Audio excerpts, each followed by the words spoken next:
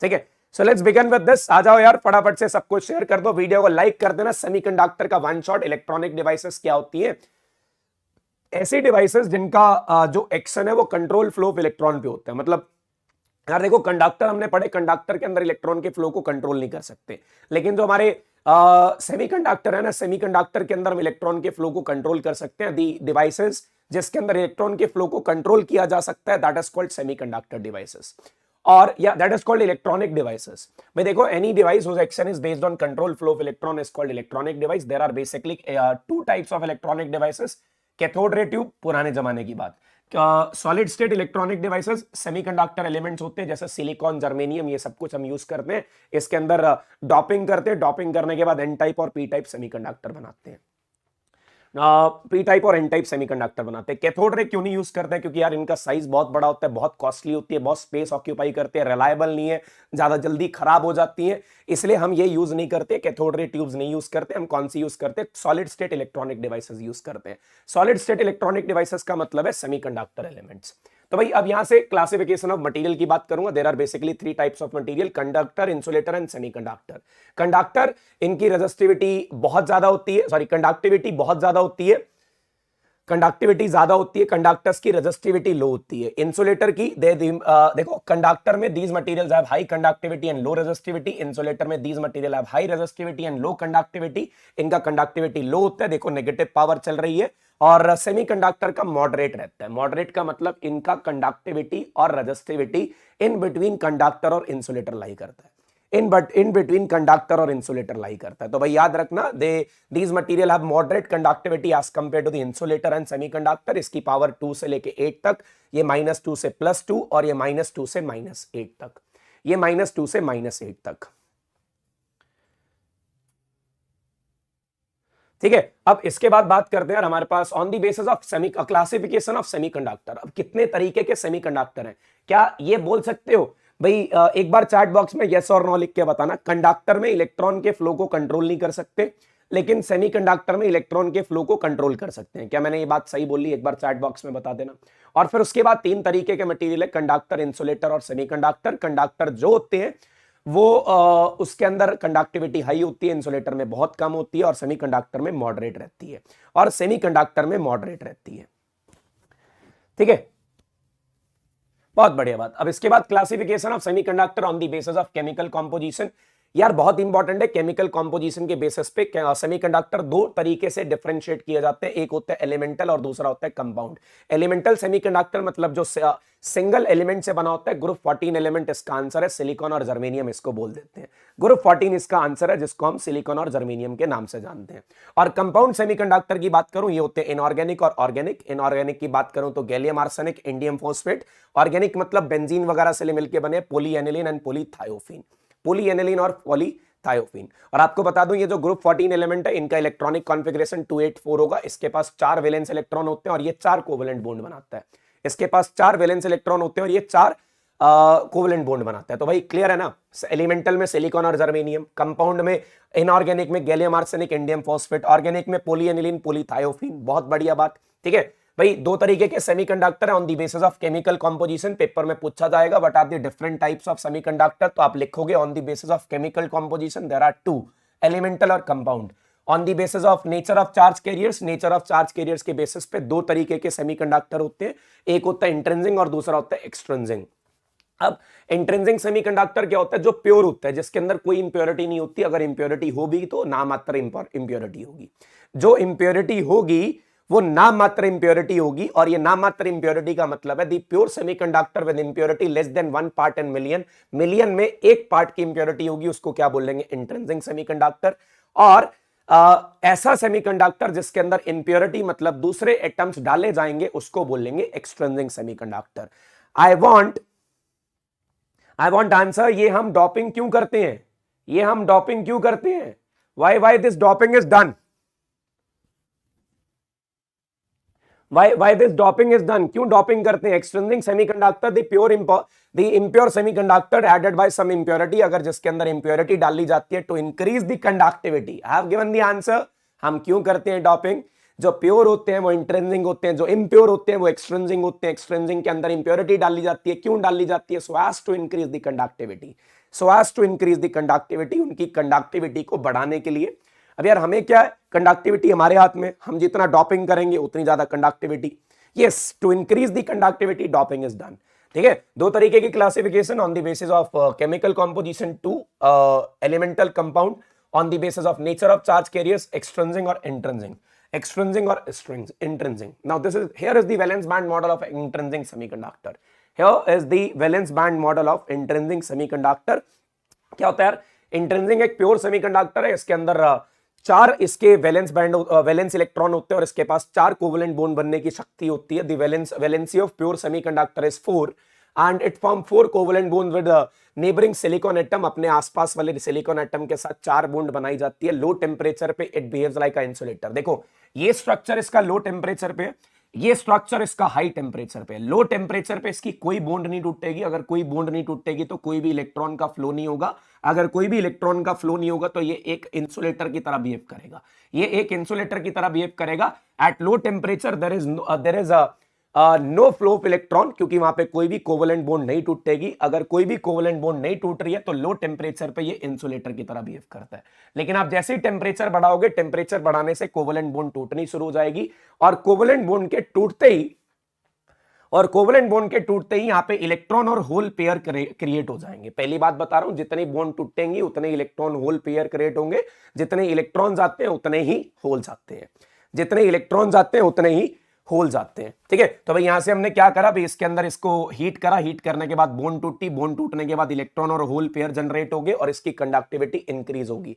अब मैं आपसे ये सवाल पूछ रहा हूं, इसकी कंडक्टिविटी टेम्परेचर की वजह से होती है या फिर इंप्योरिटी की वजह से होती है, या फिर देखो सिर्फ टेम्परेचर की वजह से या सिर्फ इंप्योरिटी की वजह से या दोनों की वजह से? चैट बॉक्स में आंसर करो, चैट बॉक्स में आंसर करो, चैट बॉक्स में आंसर करो। और भाई बता दूं पीवाईक्यूज के लिए कल और परसों आ रहे हैं। ठीक है, मतलब अराउंड परसों तो मैं उसके कराऊंगा, देखते हैं मॉडर्न फिजिक्स के परसों, और कल जो बचे हुए टॉपिक्स हैं, जो बचे हुए चैप्टर्स हैं, उनके पीवाईक्यूज आ रहे हैं। ठीक है, परसों तक खत्म कर देते हैं, उसके बाद केमिस्ट्री और इंग्लिश पढ़ लेना, फिर उसके बाद हम मैराथन की तैयारी करेंगे।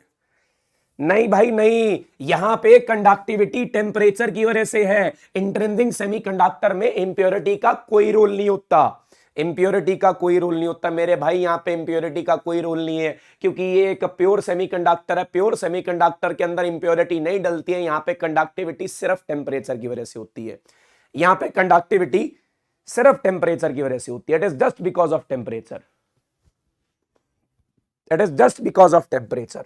ठीक है, आ जाओ एक बार पढ़ते हैं इसको यार, क्या लिखा गया। When temperature is increase the covalent bond breaks, वहां पे कोवेलेंट बॉन्ड टूट जाएगी, and electron start conducting leaving behind a vacancy of electron called hole. मतलब क्या हुआ, जैसे ही हमने टेम्परेचर बढ़ाया कोवेलेंट बॉन्ड टूट गई, कोवेलेंट बॉन्ड टूटने से इलेक्ट्रॉन आ गए, इलेक्ट्रॉन जहां अपनी जगह को छोड़ के जाएंगे वहां पे होल क्रिएट हो जाएगा, जहां इलेक्ट्रॉन अपनी जगह को छोड़ के जाएंगे वहां पे होल क्रिएट हो जाएगा। Higher the temperature high will be the conductivity, temperature के बढ़ाओगे तो कंडक्टिविटी बढ़ेगी, क्योंकि कितने नंबर ऑफ इलेक्ट्रॉन आएंगे एक पर्टिकुलर टेम्परेचर पे, उसका फॉर्मूला लिखा हुआ है, आपको याद करने की जरूरत नहीं है। n is equal to c e raised to power minus eg upon 2 kT। Eg is the excitation energy and k is a Boltzmann constant, and k is a Boltzmann constant। ठीक है, अब मैं यहां पे लिख रहा हूं here the conductivity in intrinsic semiconductor, intrinsic semiconductor के अंदर the conductivity is due to temperature only। in intrinsic semiconductor, ये जो हमारा इंट्रिंसिक सेमीकंडक्टर है, इसके अंदर कंडक्टिविटी सिर्फ टेम्परेचर की वजह से होती है। Conductivity is due to temperature, conductivity is due to temperature, ये सिर्फ टेम्परेचर की वजह से होती है। क्या ये बात समझ आ गई? It is due to temperature only, it is due to temperature only. Now hole, it is the just a vacancy of electron, जहां से इलेक्ट्रॉन निकलता है वहां पे एक वैकेंसी क्रिएट हो जाती है, उस वैकेंसी का नाम क्या होता है? होल। और इसके पास उतना ही पॉजिटिव चार्ज होता है जितना इलेक्ट्रॉन पे नेगेटिव होता है, इसके पास उतना ही पॉजिटिव चार्ज होता है जितना इलेक्ट्रॉन पे नेगेटिव होता है। क्या बात क्लियर हो गई? Classification of semiconductor on the basis of chemical composition, दो एलिमेंटल और compound, on the basis of nature of charge carriers intrinsic और extrinsic, valence band model of intrinsic semiconductor. अच्छा भाई, अब इसके अंदर हमने डाल ली है इंप्योरिटी, जरा बता सकते हो इंप्योरिटी डालने के प्रोसेस का नाम? इंप्योरिटी डालने के प्रोसेस का नाम क्या होता है? What is the process, what is the name given to a process of adding impurity? अगर एक एटम के अंदर इंप्योरिटी डाली जा रही है तो उसका नाम क्या रखा जाएगा?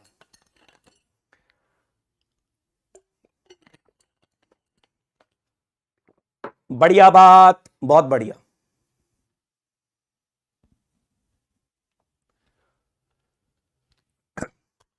उस प्रोसेस का नाम होता है डॉपिंग। बढ़िया, कह रहे हैं एन और पी टाइप, भाई वो तो सेमीकंडक्टर बनेंगे दो तरह। अब ये प्रोसेस होता है doping, the process of adding desirable impurity. ऐसे कोई भी नहीं डाल देंगे और कुछ एक कंडीशंस होती हैं, जैसे उसका साइज, जो एटम आप रिप्लेस कर रहे हो उसका साइज सेम होना चाहिए, साइज सेम होने के साथ साथ उसको नीटली रिप्लेस करना चाहिए।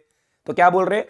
The process of adding desirable impurity, desirable होनी चाहिए, ऐसे कोई भी इंप्योरिटी नहीं डाल सकते। The process of adding desirable impurity to a pure semiconductor to increase its conductivity. पहली बात, डॉपिंग क्यों की जाती है? बिना टेम्परेचर को बढ़ाए अगर कंडक्टिविटी बढ़ानी है, बिना टेम्परेचर को बढ़ाए अगर कंडक्टिविटी बढ़ानी है, तो कंडक्टिविटी बढ़ाने के लिए आप उसकी डॉपिंग करोगे। The process of adding desirable impurity to a pure semiconductor so as to increase its conductivity is called doping, is called doping. अच्छा, कंडीशंस फॉर डॉपिंग, पहला तो आपका सेमीकंडक्टर बिल्कुल प्योर होना चाहिए जिसके अंदर आप डॉपिंग कर रहे हो। The semiconductor should be pure with impurity, with purity 99.9999%। The foreign atom should neatly replace the host atom, उसको नीटली रिप्लेस करना चाहिए, ऐसे भी कोई एटम नहीं डाल दोगे, अगर उसकी प्योर रिप्लेसमेंट होनी चाहिए, प्योर रिप्लेसमेंट होनी चाहिए।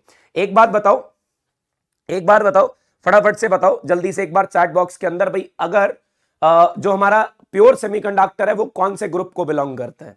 जो हमारा प्योर सेमीकंडक्टर है वो कौन से ग्रुप को बिलोंग करता है? The impurity should not destroy the crystal lettuce, उसके क्रिस्टल लेटिस को खराब नहीं करना चाहिए, प्योर वही बात है यार, उसको नीटली रिप्लेस करना चाहिए। The size of foreign atom, जो आप एटम डाल रहे हो उसका साइज होस्ट एटम के बिल्कुल बराबर होना चाहिए, होस्ट एटम के बिल्कुल बराबर होना चाहिए। Yes, it belongs to group 14।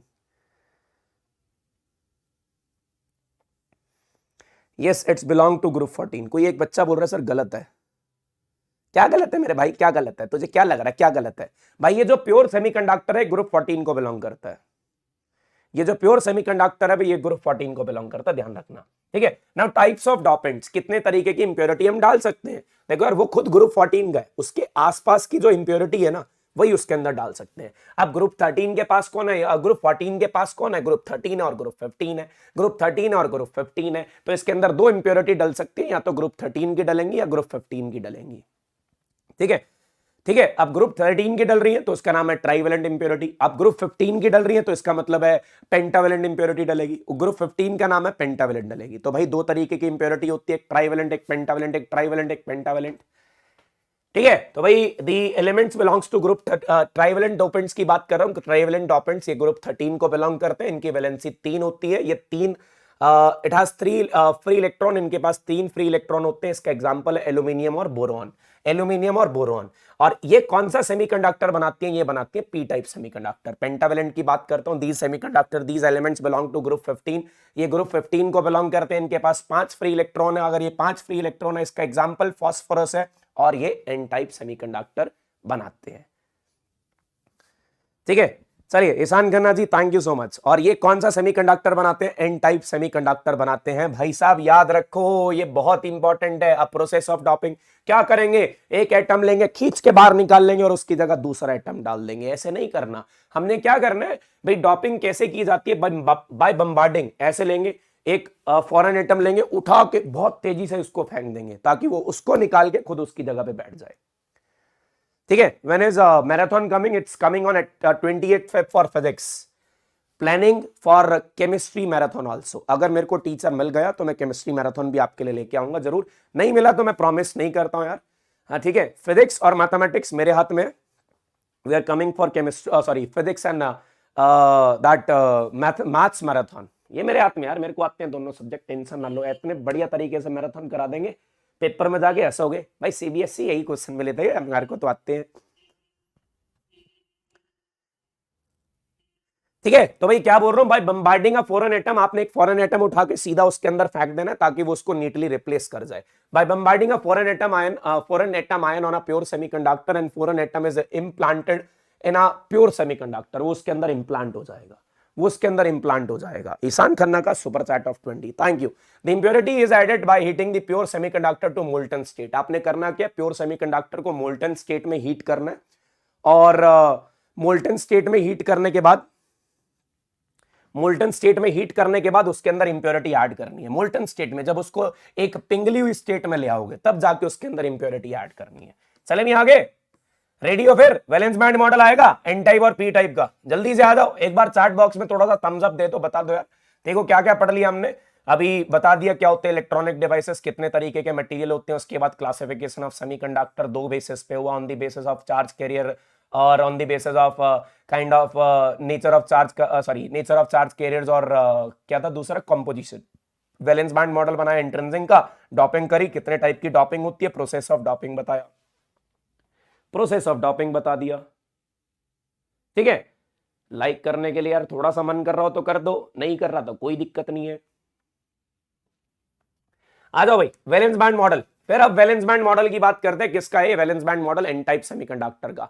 N type semiconductor बनाने के लिए इतनी थ्योरी हमें लिखनी पड़ेगी, इतनी थ्योरी हमें लिखनी पड़ेगी। अब मेरी बात ध्यान से सुनोगे, एन टाइप सेमीकंडक्टर तब बनता है जब एक प्योर सेमीकंडक्टर के अंदर, जब एक प्योर सेमीकंडक्टर के अंदर हमें क्या करना होगा, हमें डालनी होगी एक पेंटावेलेंट इंप्योरिटी। पेंटावेलेंट में कितने वैलेंस इलेक्ट्रॉन? 5। और सिलिकॉन की कितनी वैलेंसी? 4। 5 इलेक्ट्रॉन 4 बॉन्ड बना लेंगे, 5 इलेक्ट्रॉन 4 बॉन्ड बना लेंगे, और एक इलेक्ट्रॉन बेचारा ऐसे ही रह जाएगा। एक फॉस्फोरन एटम, फॉस्फोरस क्या है? इसका ये ग्रुप 15 को बिलोंग करता है, इसके पास वैलेंसी 5 है, इसके 4 इलेक्ट्रॉन बॉन्ड बना लेंगे, एक इलेक्ट्रॉन इसका फ्री रह जाएगा, और इसको डी अटैच करने में बहुत कम एनर्जी लगेगी, इसको डी अटैच करने में बहुत कम एनर्जी लगेगी। इसका मतलब यहां पे एक फॉरेन एटम एक इलेक्ट्रॉन को डोनेट कर रहा है, एक इलेक्ट्रॉन को डोनेट कर रहा है, अपना एक फालतू इलेक्ट्रॉन हमें ऐसे ही दे रहा है, अपना एक फालतू इलेक्ट्रॉन हमें ऐसे ही दे रहा है।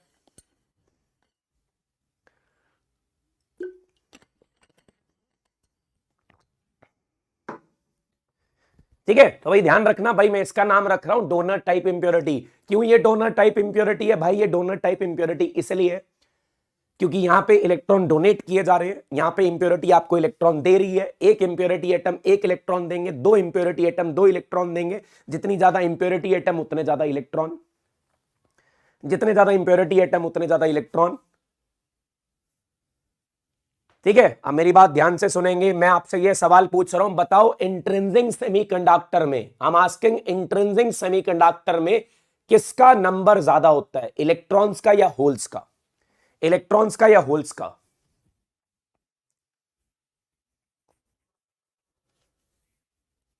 चलो चलो फटाफट से बताओ यार, जल्दी से बता दो। 400 लाइक कंप्लीट हो चुके हैं, aiming 1K like on this video, not on live, recorded में कल तक। जबरदस्त सेशन है भाई, मैं बता रहा हूं सेमीकंडक्टर इतना इतना मतलब देखो रैपिड फायर में, जल्दी जल्दी में बहुत अच्छे से मजा आएगा इसको रिवाइज करने का, क्योंकि थ्योरी है सेम होते हैं भाई। इंट्रिंसिक सेमीकंडक्टर के अंदर नंबर ऑफ इलेक्ट्रॉन्स और नंबर ऑफ होल सेम होते हैं, क्योंकि वहां पे टेम्परेचर बढ़ाओगे, टेम्परेचर बढ़ाने से इलेक्ट्रॉन और होल के पेयर जनरेट होते हैं, इलेक्ट्रॉन और होल के पेयर जनरेट होते हैं, both are equal, both are equal. बढ़िया बात कर दी, बहुत बढ़िया तरीके से। ठीक है, अब यार ये एक डोनर टाइप इंप्योरिटी है, इलेक्ट्रॉन को डोनेट कर रहे हैं, कितनी ज्यादा इंप्योरिटी डालोगे उतने ज्यादा इलेक्ट्रॉन आ जाएंगे, जितने ज्यादा इंप्योरिटी डालोगे उतने ज्यादा इलेक्ट्रॉन आ जाएंगे। अब इस राम कथा को पढ़ते हैं, एक बार देखना, जो मैंने बोला ना उसको अंग्रेजी में कन्वर्ट कर रखा है, उसको अंग्रेजी में इंग्लिश में कन्वर्ट कर रखा है। The pure semiconductor is doped with pentavalent impurity, इसके अंदर पेंटावेलेंट इंप्योरिटी डाली थी, उसका नाम है phosphorus. It uses 4 of its 5 electron, 4 electron use हो जाएंगे, एक इलेक्ट्रॉन फ्री रहेगा। It uses 4 of its 5 free electrons in making covalent bond and 1 electron is left free, एक इलेक्ट्रॉन फ्री रह जाएगा, and very less energy is required to free this electron। इस electron को free करने के लिए बहुत कम एनर्जी चाहिए from the impurity, and each impurity atom donates 1 electron, each impurity atom donates 1 electron, एक इलेक्ट्रॉन को डोनेट कर रही है, इसलिए इसका नाम क्या रखा जाता है, डोनर टाइप इंप्योरिटी। इसलिए इसका नाम क्या रखा जाता है, डोनर टाइप इंप्योरिटी। ठीक है, समझ गए भाई? इसलिए इसका नाम क्या रखा जाएगा, donor type impurity. And this type of semiconductor is known as, in this type of semiconductor number of electrons is much greater than holes, and that is why this semiconductor is called n type semiconductor, क्योंकि इसके अंदर negatively charge electron ज्यादा होते हैं, क्योंकि इसके अंदर negatively charge electron ज्यादा होते हैं। अच्छा, अब सवाल है यहां पे इलेक्ट्रॉन्स कहां से आ रहे हैं, इंप्योरिटी से आ रहे हैं या टेम्परेचर से आ रहे हैं या दोनों से आ रहे हैं? यहां पे इलेक्ट्रॉन्स इंप्योरिटी से आ रहे हैं या टेम्परेचर से आ रहे हैं या दोनों से आ रहे हैं? जल्दी से बोलो, इंप्योरिटी से आ रहे हैं, टेम्परेचर से आ रहे हैं या दोनों से आ रहे हैं? अब कह रहे हैं इंप्योरिटी। भाई हीट भी तो कर सकते हो, थोड़ा बहुत हीट भी तो कर सकते हो। तो भाई यहां पे याद रखना, इलेक्ट्रॉन इलेक्ट्रॉन जो आ रहे हैं ना, वो इलेक्ट्रॉन आ रहे हैं, वो इलेक्ट्रॉन किस वजह से आ रहे हैं? वो एक इंप्योरिटी की वजह से भी आ रहे हैं, वो इलेक्ट्रॉन इंप्योरिटी की वजह से भी आ रहे हैं, प्लस इंप्योरिटी के साथ साथ टेम्परेचर की वजह से भी आ रहे हैं, इंप्योरिटी के साथ साथ टेम्परेचर की वजह से भी आ रहे हैं। याद रखना, इंप्योरिटी प्लस टेम्परेचर। लेकिन ये जो होल्स आ रहे हैं ना, होल्स, ये होल्स कहां से आ रहे हैं? ये होल्स आ रहे हैं। अच्छा मैं फिर आपको बता रहा हूं, ये जो होल बनता है ना, ये होल तब बनता है जब इलेक्ट्रॉन बॉन्ड से निकल के जाता है, जब इलेक्ट्रॉन बॉन्ड से निकल के जाता है। याद रखना, ये होल तब बनेगा, this is a vacancy of electron whenever electron goes from a bond, covalent bond से जाएगा, ठीक है। और वो होल्स आ रहे हैं, वो सिर्फ टेम्परेचर की वजह से आ रहे हैं, और जो होल्स आ रहे हैं वो किसकी वजह से आ रहे हैं? सिर्फ टेम्परेचर की वजह से आ रहे हैं। और आपको बता दूं, ऐसे के अंदर, इस सेमीकंडक्टर के अंदर जो मेजॉरिटी चार्ज कैरियर्स हैं, जो मेजॉरिटी चार्ज कैरियर्स हैं वो इलेक्ट्रॉन्स हैं, जो मेजॉरिटी चार्ज कैरियर्स हैं वो इलेक्ट्रॉन्स हैं, और जो माइनॉरिटी चार्ज कैरियर्स हैं वो होल्स हैं, और जो माइनॉरिटी चार्ज कैरियर्स हैं वो होल्स हैं। अगर आपसे कुछ पूछे, आप ये लाइन भी ऐड कर सकते हो, in case of N type semiconductor, electrons are due to the impurity atom as well as temperature, electron are due to impurity atom as well as temperature, while holes are due to temperature only, while holes are due to temperature only. That's why the electrons are majority charge carriers and holes are minority charge carriers, and holes are minority charge carriers. अब मैं बोल रहा हूं, क्या तुम्हें पता है electron जो एटम है वो इलेक्ट्रिकली न्यूट्रल होता है? हमने एटम के अंदर पढ़ा, बोहर मॉडल में पढ़ाया गया था, बोहर मॉडल में ये पढ़ाया गया था that electron is sorry this atom is electrically neutral. मैंने करा क्या? मैंने डॉपिंग करते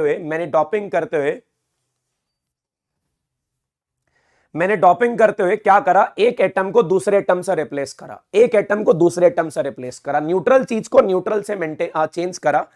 तो कहने का मतलब, यहां पे आप डॉपिंग करते हुए इलेक्ट्रिकल न्यूट्रलिटी को चेंज नहीं करते हो, क्योंकि because you are replacing one neutral atom with another, क्योंकि आप एक न्यूट्रल एटम को दूसरे न्यूट्रल एटम से चेंज करते हो, ठीक है। चलिए, बहुत बढ़िया।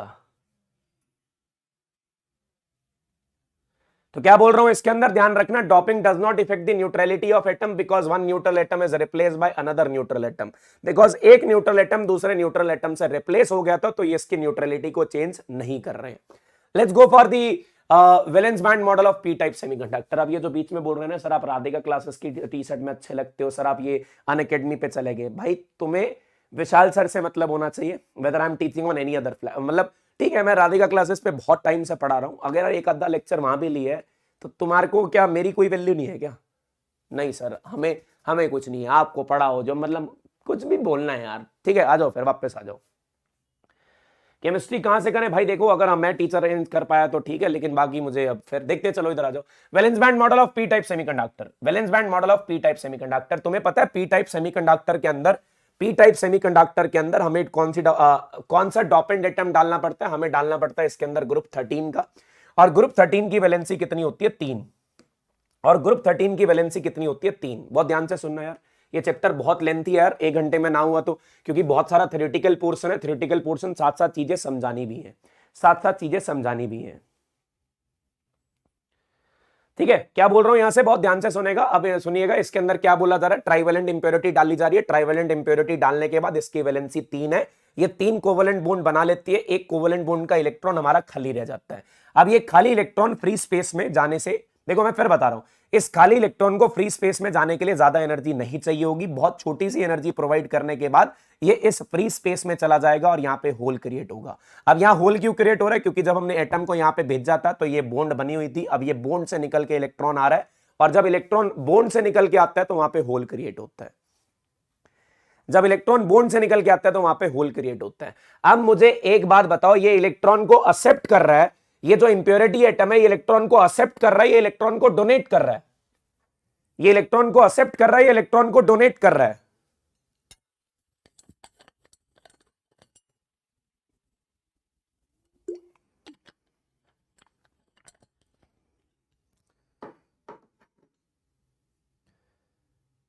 Yes, it is accepting the electron. ये इलेक्ट्रॉन को क्या कर रहा है, एक्सेप्ट कर रहा है, yes it is accepting the electron.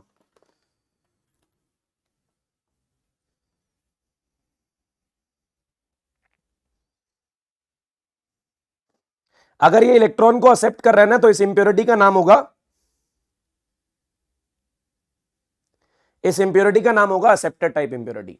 अगर ये इलेक्ट्रॉन को एक्सेप्ट कर रहा है ना, इस इंप्योरिटी का नाम होगा एक्सेप्टर टाइप इंप्योरिटी। ठीक है, दोबारा देखिए, when trivalent impurity is added to a pure semiconductor it uses three free electron in making covalent bond. ये 3 इलेक्ट्रॉन कोवेलेंट बॉन्ड बनाने के काम आएंगे, लेकिन एक electron and 1 electron of silicon is left free. Silicon का एक इलेक्ट्रॉन फ्री रह जाएगा and it slides to the vacant space, ये खाली जगह पे चला जाएगा when small energy is provided. छोटी सी एनर्जी प्रोवाइड करने के बाद ये खाली जगह पे चला जाएगा, और जब ये खाली जगह पे जाएगा तो यहाँ पे वैकेंसी क्रिएट हो जाएगी, और इस वैकेंसी का नाम क्या होगा, इस वैकेंसी का नाम होगा होल। इस वैकेंसी का नाम होगा होल। यहां पे एक होल क्रिएट करा, ये एक्सेप्टर टाइप इंप्योरिटी है। अब ये एक्सेप्टर टाइप इंप्योरिटी है, ये इलेक्ट्रॉन को एक्सेप्ट कर रही है और पीछे होल क्रिएट हो रहा है, मतलब एक इंप्योरिटी एटम एक होल क्रिएट कर रहा है। Each impurity atom accept one electron and it is called acceptor type impurity and this is called that is why it is called p type semiconductor। अब मुझे बताओ यहां पे होल्स किस वजह से आ रहे हैं, इंप्योरिटी की वजह से, टेम्परेचर की वजह से, या दोनों की वजह से? यहां पे होल्स किस वजह से आ रहे हैं, इंप्योरिटी की वजह से, टेम्परेचर की वजह से, या दोनों की वजह से? यहां पे होल्स किस वजह से आ रहे हैं? ठीक है, होल्स किस वजह से आ रहे हैं, जल्दी से एक बार बताओ। मैं आपको ये बता रहा हूं यहां पे होल्स किस वजह से आ रहे हैं, यहां पे आपको ये पता होना चाहिए। यहां पे मेजॉरिटी किसकी है, majority charge carriers are holes, holes की मेजॉरिटी है, लेकिन माइनॉरिटी किसकी है, इलेक्ट्रॉन्स की। लेकिन माइनॉरिटी किसकी है, इलेक्ट्रॉन्स की। जल्दी से एक बार चार्ट बॉक्स के अंदर, जल्दी से एक बार चार्ट बॉक्स के अंदर, भाई किसकी वजह से आ रहे हैं, बोथ की वजह से। यहां पे जो होल्स आ रहे हैं वो इंप्योरिटी के साथ साथ, वो इंप्योरिटी के साथ साथ, इंप्योरिटी तो आएगी, मतलब इंप्योरिटी की वजह से तो है ही है, और टेम्परेचर की वजह से, और टेम्परेचर की वजह से, while electron are due to temperature, electron सिर्फ टेम्परेचर की वजह से आ रहे हैं, इलेक्ट्रॉन सिर्फ टेम्परेचर की वजह से आ रहे हैं, इलेक्ट्रॉन सिर्फ टेम्परेचर की वजह से आ रहे हैं। क्या ये बात क्लियर हो गई? जल्दी से एक बार बता दो यार, जल्दी से एक बार बता दो। चलो भाई आ जाओ फिर, अब एनर्जी बैंड्स एंड सॉलिड्स की तरफ चलते हैं, एनर्जी बैंड्स एंड सॉलिड्स की तरफ चलते हैं। ये हमारा वैलेंस बैंड मॉडल हो गया, अब एनर्जी बैंड की तरफ चलेंगे। बढ़िया टॉपिक है, बेहतरीन टॉपिक है, जल्दी से एक बार आ जाओ। ठीक है, अब ये एनर्जी बैंड इन सॉलिड बनाने के लिए हमने क्या करा, देखा भाई, हमने एक क्रिस्टल ले लिया सिलिकॉन का। मतलब अभी बहुत, मैं देखो यार, क्रिस्टल बनाने का मतलब पता है क्या होता है? यहां पे अभी बहुत सारे सिलिकॉन है, अगर मैं बहुत सारे सिलिकॉन को इकट्ठा करके एक मेटल, मतलब एक स्ट्रक्चर बना लेता हूं, तो एक स्ट्रक्चर बनाने के बाद एक क्रिस्टल बना लेता हूं, तो भाई पहले सिलिकॉन बहुत दूर पड़े हुए थे। अब जब सिलिकॉन को पास लेके आऊंगा, मुझे एक बात बताओ, जब सिलिकॉन को पास लाऊंगा सबसे पहले किसकी इंटरेक्शन होगी, आउटर ऑर्बिट्स की या इनर ऑर्बिट्स की? सबसे पहले किसकी इंटरेक्शन होगी, आउटर ऑर्बिट्स की या इनर ऑर्बिट्स की?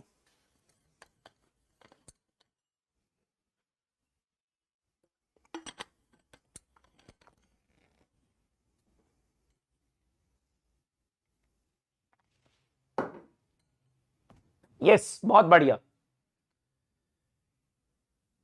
जब इनको पास लेके आऊंगा सबसे पहले इंटरेक्शन किसकी होगी, आउटर ऑर्बिट्स की। इनर ऑर्बिट्स आपस में इंटरेक्ट नहीं करेंगे, इनर ऑर्बिट्स आपस में इंटरेक्ट नहीं करेंगे, बहुत बढ़िया बात। Inner orbits will not interact each other, outer orbit interact करेंगे। When consider a crystal of silicon atom which when the distance between the two silicon atom is very large, अगर distance बहुत ज्यादा होगा, there is no interaction between the energy levels, उसके energy levels में कोई interaction नहीं होगी। अगर मैं इसका इलेक्ट्रॉनिक कॉन्फ़िगरेशन लिखता हूं, इसका एटॉमिक नंबर 14 होता है, 1s2 2s2 2p6 3s2 3p6। जब मैं इसको पास लेके आएंगे ना, तो पास लेके आने से 1s 2s और 2p इनर मोस्ट ऑर्बिट है, इन ऑर्बिट के अंदर कोई चेंज नहीं होगा अगर हम डिस्टेंस कम भी कर देते हैं। लेकिन आउटर मोस्ट ऑर्बिट के अंदर कुछ ऑर्बिटल्स फिल होंगे, आउटर मोस्ट एनर्जी लेवल के अंदर कुछ ऑर्बिटल्स फिल होंगे और कुछ ऑर्बिटल्स खाली होंगे, कुछ ऑर्बिटल्स फिल होंगे और कुछ ऑर्बिटल्स खाली होंगे।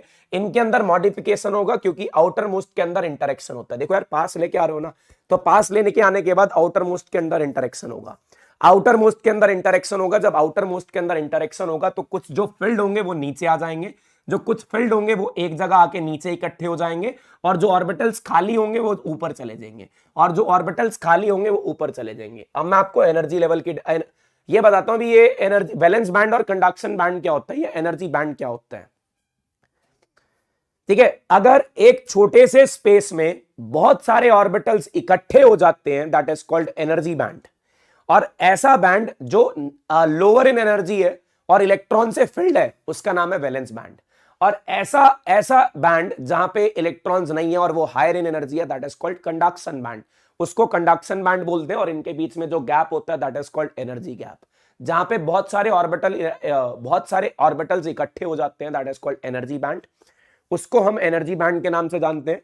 और जहां पे जो इलेक्ट्रॉन से फिल्ड होते हैं और लोअर इन एनर्जी होता है that is called valence band, and जो खाली होते हैं और हायर इन एनर्जी होते हैं that is called conduction band, that is called conduction band. और इनके बीच का जो गैप होता है that is called energy gap और फॉरवर्डन गैप, इनके बीच का जो गैप होता है that is called energy gap और फॉरवर्डन गैप। अब देखो जरा मैं बता रहा हूं, पहले एनर्जी बैंड की definition, the large number of energy level closely spaced in a region, closely spaced in a region, the large number of energy level close in a space is known as energy band. जहां पे बहुत सारे energy band इकट्ठे हो जाते हैं, energy levels इकट्ठे हो जाते हैं, उसको क्या बोला जाता है, एनर्जी बैंड। अब ये बोल रहे दी energy band which is filled with electron, और जो इलेक्ट्रॉन से फिल्ड है और जिसकी एनर्जी कम है, जिसको क्या बोला जाता है, valence band. The energy band which is empty and higher in energy, जिसका एनर्जी ज्यादा होता है, उसको क्या बोला जाता है, conduction band. The difference in the energy of valence band and conduction band is called energy gap और फॉरवर्डन गैप। इनके बीच का जो ये गैप है इसको क्या बोला जाता है, एनर्जी गैप और फॉरवर्डन गैप, एनर्जी गैप और फॉरवर्डन गैप। ठीक है, क्या ये बात क्लियर होगी? फटाक से लाइक करके 500 लाइक तक लेके जाते हैं इसको, जल्दी से कर दो। अब आ जाओ classification of material on the basis of energy gap. ये इंपॉर्टेंट टॉपिक है, मैं आपको बता रहा हूं, ये आपके एग्जाम के लिए इंपॉर्टेंट रहने वाला है। ठीक है, इसके बाद हमारे ये 2 पोर्शन खत्म हो जाएंगे इसके, मतलब काइंड ऑफ एक टॉपिक के बाद 2 पोर्शन खत्म हो जाएंगे, फिर हमारी डायोड रह जाएगी। ठीक है, छोटा सा चैप्टर है यार। पहले आपको बताने सेमीकंडक्टर कितने टाइप के होते हैं, उनका वैलेंस बैंड मॉडल कैसे बनता है, चाहे वो इंट्रिंसिक हो, चाहे एक्सट्रिंसिक हो, चाहे एन टाइप हो, चाहे पी टाइप हो। उसके बाद इसमें डॉपिंग का तरीका क्या होता है, फिर उसके बाद इनके एनर्जी बैंड आते हैं, एनर्जी बैंड डायग्राम्स बनते हैं, एनर्जी बैंड डायग्राम्स बनते हैं। ठीक है, तो अभी classification of materials on the basis of energy gap, energy gap के बेसिस पे मटेरियल की क्लासिफिकेशन। सबसे पहले कंडक्टर, कंडक्टर के केस में ये जो गैप है या तो बिल्कुल कम होता है, या तो ये वैलेंस बैंड और कंडक्शन बैंड ओवरलैप करते हैं। नहीं, अगर ओवरलैप नहीं करते तो बहुत कम गैप होते हैं, अगर ओवरलैप नहीं करते तो बहुत कम गैप होता है। Either there is a small gap between valence band and conduction band, that is in case of lithium, sodium and potassium, and very less energy gap is required to move an electron from valence band to conduction band. बहुत थोड़ा gap होता है, बहुत कम gap है, electron बहुत easily ऊपर move हो जाते हैं। तो ये जो हमारा कंडक्शन बैंड है ये पार्शली फिल्ड होता है, ये पार्शली फिल्ड होता है। पार्शली फिल्ड होने का मतलब कुछ इलेक्ट्रॉन्स इसके अंदर होते हैं ऑलरेडी, कुछ इलेक्ट्रॉन्स ऑलरेडी इसके अंदर होते हैं। वैलेंस बैंड और कंडक्शन बैंड, या दूसरी डेफिनेशन, या तो वैलेंस बैंड और कंडक्शन बैंड एक दूसरे के ऊपर ओवरलैप करेंगे।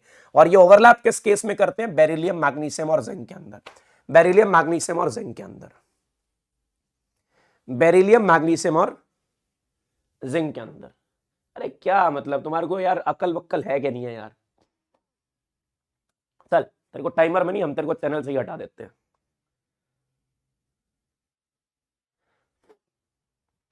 चलो हम यहां से क्या चलने वाले हैं, यहां से यार हमारे पास आया इंसुलेटर। यार आपको पता है, देखो कंडक्टर के केस में गैप बहुत कम होता है, कंडक्टर के केस में गैप बहुत कम होता है, या फिर थोड़ा सा गैप होता है, या ओवरलैप करते हैं। या फिर इंसुलेटर आते हैं, इंसुलेटर के केस में जो ये कंडक्शन बैंड और वैलेंस बैंड का गैप है ये बहुत ज्यादा होता है। कितना होता है, 3 इलेक्ट्रॉन वोल्ट से ज्यादा होता है। And it is maximum for diamond, diamond के लिए तो 6 इलेक्ट्रॉन वोल्ट का गैप है, डायमंड के लिए तो 6 इलेक्ट्रॉन वोल्ट का गैप है।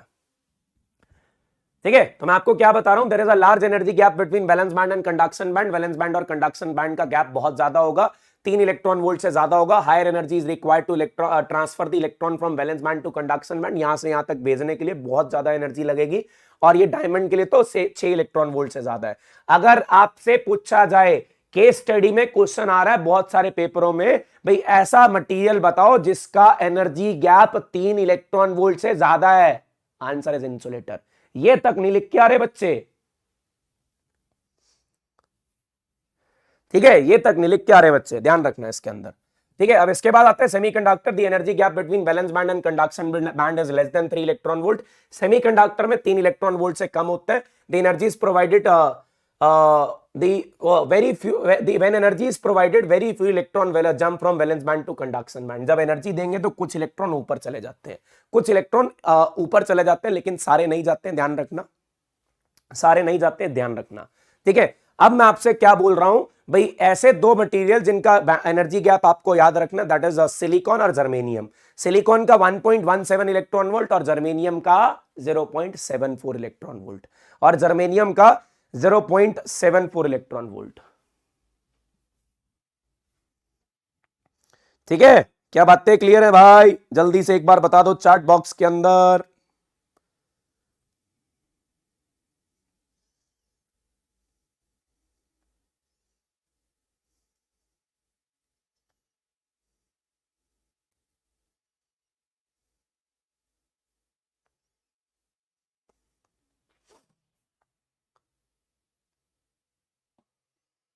Super chat of 40 from Shivam sir, maths का वन शॉट भी लाइव, मैथ्स का मैराथन आएगा डायरेक्टली। देखो 4 दिन का गैप है, मतलब 6 से लेके 10 तक हमारे पास टाइम है, 5 दिन है, सब कवर करा दूंगा, मेरी टेंशन है, टेंशन ना लो, विद क्वेश्चंस चलेंगे। ठीक है, मैराथन में चलेंगे। बता टाइमिंग्स ऑफ क्लासेस, यार ये तो टेलीग्राम पे पता चलेंगे, ऐसा कुछ फिक्स नहीं होता, मैं थोड़ा सा चेंज करता रहता हूँ, क्योंकि यार मेरे ऑफलाइन बैचेस भी होते हैं, तो कभी कभार ऑफलाइन बैचेस का इतना बर्डन हो जाता है, शाम को क्लास लेने की हिम्मत नहीं होती है।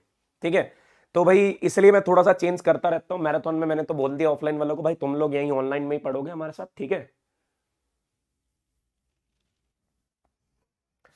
चलो आ जाओ भाई। अब ये है सबसे important topic, energy band diagram of intrinsic semiconductor and energy band diagram of, sorry, N type और पी टाइप का सबसे इंपॉर्टेंट एनर्जी बैंड डायग्राम है। आ जाओ भाई, energy band diagram of intrinsic semiconductor. Intrinsic semiconductor में क्या होता है भाई, ये प्योर सेमीकंडक्टर है, इसके अंदर कोई डॉपिंग नहीं होती। तो अगर हमने करना क्या, ये एट लो टेम्परेचर पे आपको दिख रहा होगा कंडक्शन बैंड खाली है, और हाई टेम्परेचर पे, जब टेम्परेचर 0 केल्विन से बढ़ाया गया, जब टेम्परेचर 0 केल्विन से बढ़ाया गया, जब टेम्परेचर 0 केल्विन से बड़ा हो गया, तो इलेक्ट्रॉन जंप करके ऊपर चले जाएंगे।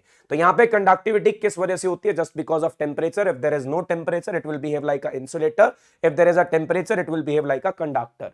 अगर यहां पे टेम्परेचर होगा तो कंडक्टर की तरह बिहेव करेगा। ठीक है, eight low temperature conduction band is empty, आपको दिख रहा है खाली है। व्हेन टेम्परेचर इज इंक्रीज, जैसे आप टेम्परेचर इंक्रीज करोगे, electron jump from valence band to conduction band, electron valence band से कंडक्शन बैंड में जंप हो जाएंगे। And this conductivity, here the conductivity is due to temperature only.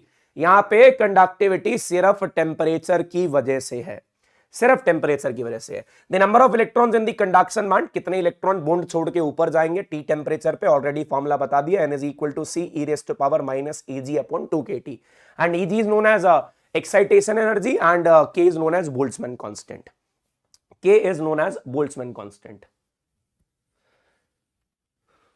ठीक है, चलिए अब यहां से चलते हैं और आगे की तरफ चलेंगे। Here is the energy band diagram of N type semiconductor, one of the most important topic of this chapter. मैं आपसे पूछ रहा हूं, क्या आपको पता है इलेक्ट्रॉन, ये जो एन टाइप सेमीकंडक्टर है इसको डोनर टाइप इंप्योरिटी बोलते हैं। ये इलेक्ट्रॉन को डोनेट करता है, जब इलेक्ट्रॉन को डोनेट करता है, कैसे डोनेट करता है, इसके अंदर पेंटावेलेंट इंप्योरिटी डालते हैं, 4 इसके इलेक्ट्रॉन बॉन्ड बना लेते हैं, एक 5वां इलेक्ट्रॉन फ्री रह जाता है।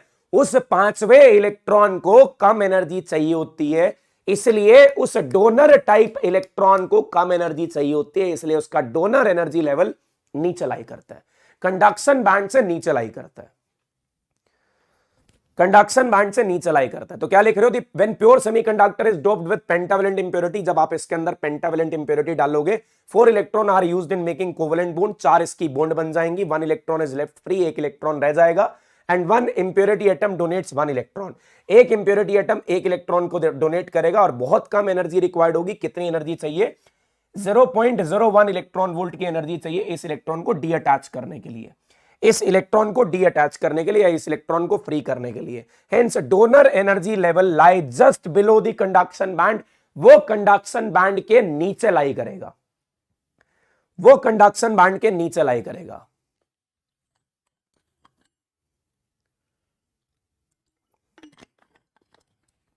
ठीक है, क्या बात समझ रहे हो? आपका जो डोनर एनर्जी लेवल है वो कंडक्शन बैंड के नीचे, जो डोनर एनर्जी लेवल है वो कंडक्शन बैंड के नीचे। क्यों? क्योंकि जो हमारा डोनर इलेक्ट्रॉन है, जो हमारा डोनर इलेक्ट्रॉन है, उसको फ्री होने के लिए कम एनर्जी चाहिए। अगर कम एनर्जी चाहिए तो उसका डोनर एनर्जी लेवल नीचे लाई करेगा, उसका डोनर एनर्जी लेवल नीचे लाई करेगा। ठीक है, अब इसके बाद बात आती है energy band diagram of P type semiconductor. अब मेरे को एक बात बताओ, इसके अंदर जो इलेक्ट्रॉन होते हैं, इसके अंदर जो इलेक्ट्रॉन होता है वो इलेक्ट्रॉन डायरेक्टली, देखो मैं बिल बोल रहा हूं, यहां पे ट्राइवेलेंट इंप्योरिटी डाली जाएगी। ट्राइवेलेंट इंप्योरिटी डालने के बाद एक जो इलेक्ट्रॉन बॉन्ड के अंदर पड़ा था सिलिकॉन की, वो फ्री रह जाएगा। इसकी कोई बॉन्ड नहीं बनेगी क्योंकि इसकी वैलेंसी 3 है। अगर इसकी 3 वैलेंसी है, ये 3 बॉन्ड बना लेगा, एक बॉन्ड खाली रह जाएगी। अगर ये बॉन्ड खाली रह जाएगी तो ये इलेक्ट्रॉन डायरेक्टली कंडक्ट कराने जाएगा या पहले एम्प्टी स्पेस में जाएगा? ये इलेक्ट्रॉन बताओ चैट बॉक्स में, ये इलेक्ट्रॉन पहले एम्प्टी स्पेस में जाएगा या डायरेक्टली कंडक्शन के लिए जाएगा? ठीक है सर, सारे चैप्टर के फॉर्मूला कब देंगे आप? बेटे वीडियो आ चुकी है उसकी, तुम्हें ही नहीं पता चला कब आई है।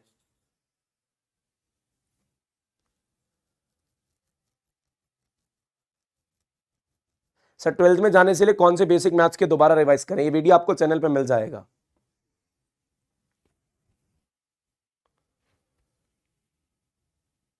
पहले एम्प्टी जगह पे, पहली खाली जगह पे जाएगा, बिल्कुल पहले खाली जगह पे जाएगा। पहले इसको खाली जगह पे भेजना पड़ेगा और खाली जगह पे भेजने के बाद फिर ये कंडक्शन कराएगा। खाली जगह पे भेजने के बाद फिर ये कंडक्शन कराएगा, याद रखना।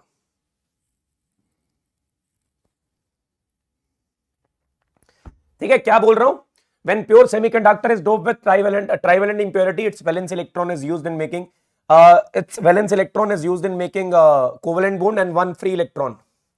It's a 3 valence electron. इसके 3 valence electron is used in making a covalent bond and one free electron of silicon requires very less energy to move into the vacant space. ये खाली स्पेस में चला जाएगा। Hence acceptor energy level, पहले electron इस acceptor energy level के पास जाएगा, उसके बाद कंडक्शन कराने कंडक्शन बैंड के अंदर, उसके बाद कंडक्शन कराने कंडक्शन बैंड के अंदर। जैसे हमारा donor energy level conduction band के नीचे लाई करता है, वैसे ही हमारा acceptor energy level valence band के ऊपर लाई करता है।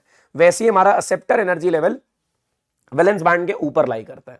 ठीक है, तो क्या बातें क्लियर हैं? क्या चीजें क्लियर हैं?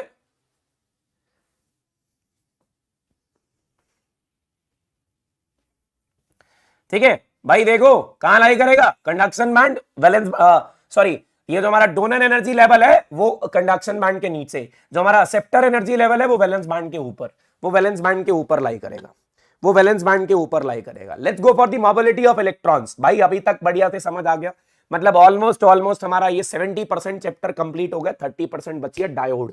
अब ये डायोड आने वाली है, बढ़िया तरीके से इसको पढ़ने वाले हैं, इसका यूजेस बताने वाले हैं, रेक्टिफायर, फिल्टर सर्किट, सब कुछ बताने वाले हैं। रेडियो भाई अगले टॉपिक के लिए? जल्दी से एक बार चैट बॉक्स में थोड़ा सा शोर मचा दो यार। How is the juice for that rectifier and that PN junction diode? PN junction diode आज पूरे 4 महीने बाद इतने हाई जोश में मैं क्लास ले रहा हूं क्योंकि मेरा गला ठीक है।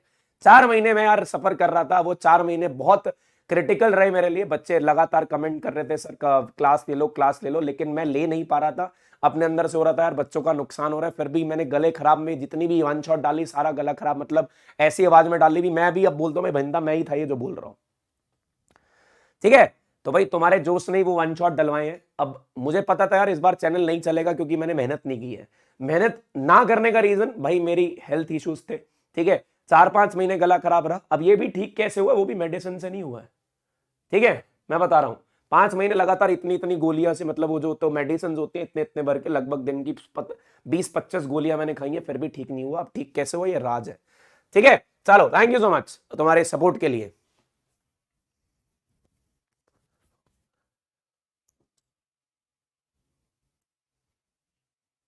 हाँ बिल्कुल सही बात है यार, थैंकफुल कि हाँ बोर्ड से पहले ठीक हो गए।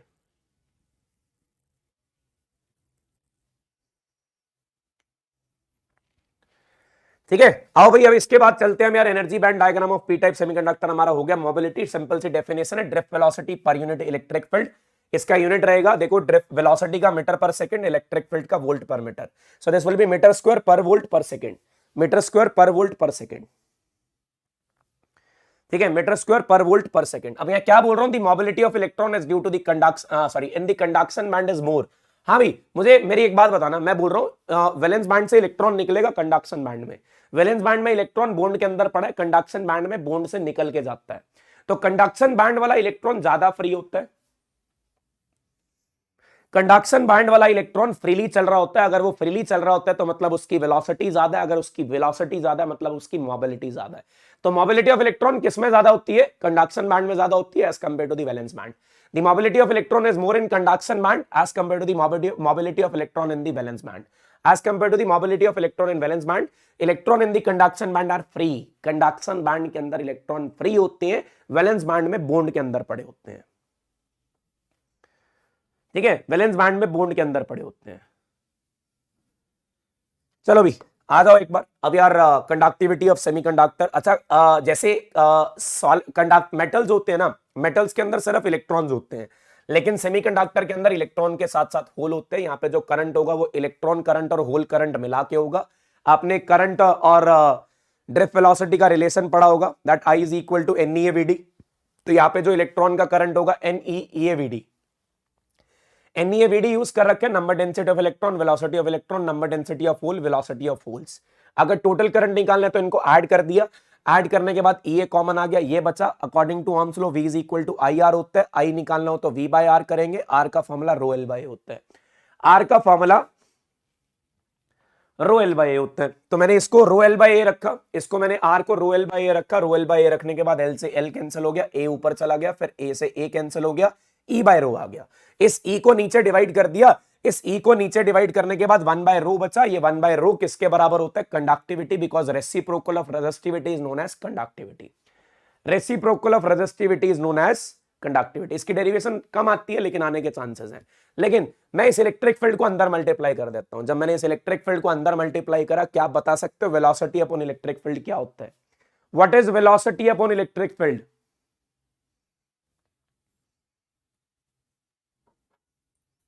What is velocity upon electric field?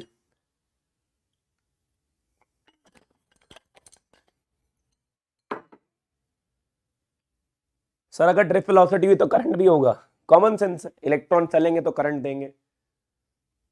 Mobility, that is mobility, that is mobility. तो velocity upon electric field is mobility, velocity upon electric field is mobility, velocity upon electric field is mobility. ये बात, चलो भाई आ जाओ फटाफट से अब। ठीक है, ये काइंड ऑफ एक रैपिड फायर सा रिवीजन है हमारा। क्या बोल रहे हैं भाई? सेमीकंडक्टर में दो तरीके के होते हैं, इंट्रिंसिक और एक्सट्रिंसिक। ये प्योर होते हैं, कंडक्टिविटी सिर्फ टेम्परेचर की वजह से, इलेक्ट्रॉन और होल का नंबर बराबर होता है। इंट्रिंसिक में मतलब इम्प्योर सेमीकंडक्टर दो तरीके के, प्योर और सॉरी पी टाइप और एन टाइप। पी टाइप का मतलब ट्राइवेलेंट इंप्योरिटी से बनेंगे, एन टाइप का मतलब पेंटावेलेंट इंप्योरिटी से। यहाँ पे होल्स का नंबर इलेक्ट्रॉन से ज्यादा होता है, यहाँ पे इलेक्ट्रॉन का नंबर होल्स से ज्यादा होता है। इधर मेजोरिटी होल्स की है, माइनॉरिटी इलेक्ट्रॉन्स की है। यहाँ पे एक्सेप्टर टाइम इंप्योरिटी होती है, यहाँ पे इलेक्ट्रॉन एक्सेप्ट किए जाते हैं, यहाँ पे इलेक्ट्रॉन एक्सेप्ट किए जाते हैं। यहाँ पे इलेक्ट्रॉन्स का नंबर होल से ज्यादा होता है, मेजोरिटी इलेक्ट्रॉन्स की, माइनॉरिटी होल्स की है, और इसके अंदर इलेक्ट्रॉन डोनेट किए जाते हैं। That is why this is called donor type impurity, this is called donor type impurity. ठीक है, और जो एक्सेप्टर एनर्जी लेवल है वो वैलेंस बैंड से ऊपर, और जो डोनर एनर्जी लेवल है वो कंडक्शन बैंड से नीचे, वो कंडक्शन बैंड से नीचे। Now this is the important point, this is the important point जहां पे एक न्यूमेरिकल फंसाओगे। एनसीईआरटी का क्वेश्चन है, अच्छा क्वेश्चन है इस सेमीकंडक्टर से जो न्यूमेरिकल बनता है। That in case of intrinsic semiconductor, number of electrons is equal to number of holes and this is equal to number of charge carrier concentration। भाई कितने चार्जेस की मूवमेंट हो रही है, वो चार्ज कैरियर कंसंट्रेशन उतनी ही होगी जितने इलेक्ट्रॉन्स हैं। चार्ज कैरियर कंसंट्रेशन उतनी ही होगी जितने इलेक्ट्रॉन्स हैं। तो number of electrons is equal to number of holes is equal to number of charge carrier concentration is equal to number of charge carrier concentration. अब ये थर्मोडायनेमिक रिलेशन बहुत important है numerical के लिए, एनसीईआरटी में question मिलेगा, NCERT में question मिलेगा, ध्यान रखना। एनसीईआरटी में क्वेश्चन मिलेगा, ध्यान रखना। क्या रिलेशन है? Thermodynamic relation between number of charge carriers. Number of charge carriers का कैसा रिलेशन है? The rate of recombination of electron and hole is directly proportional to product of number of electrons and number of holes. इसका rate of recombination, कितनी जल्दी electron और holes recombine हो रहे हैं, ये किस पर डिपेंड करेगा? भी कितने इलेक्ट्रॉन्स और होल्स पड़े हुए हैं। ठीक है, कितने इलेक्ट्रॉन्स और होल पड़े हुए हैं। The rate of recombination is directly proportional to number of electrons and number of holes. The rate of recombination is R into R NeNH।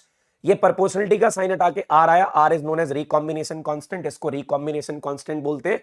For intrinsic semiconductor Ne और NH दोनों Ni के बराबर, Ne और NH दोनों Ni के बराबर, इस Ne और NH को क्या कर देंगे Ni, तो ये क्या बन जाएगा Ni का स्क्वायर, ये क्या बन जाएगा Ni का स्क्वायर। और आपको बता दूं थर्मोडायनेमिक इक्विलिब्रियम